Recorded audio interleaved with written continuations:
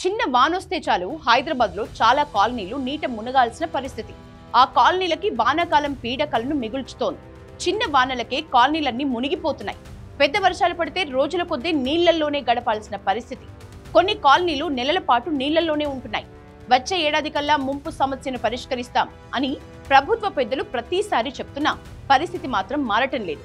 ముంపు కాలనీలు, లోతట్టు ప్రాంతాల్లో ఉంటున్న జనం ఇండ్లు ఖాళీ చేసి వెళ్లాల్సిన దుస్థితి దాపురిస్తోంది. చాలా కాలనీల్లో నాలా పూడికతీత పనులు పూర్తి కాకపోవడంతో వరద నీరు పొంగి ఇళ్లలోకి చేరుతోంది.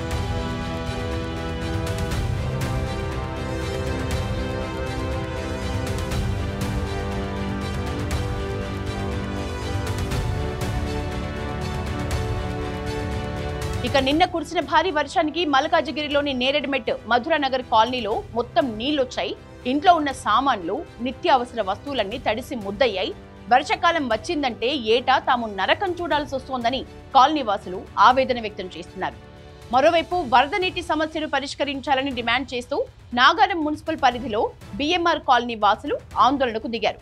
వరద నీరు తమ ఇండ్లలోకి చేరుతోందని, అధికారులు, ప్రభుత్వం పట్టించుకోవటం లేదని రోడ్డుపై బైఠాయించి ధర్నా చేపట్టారు. దీంతో భారీగా ట్రాఫిక్ స్తంభించింది.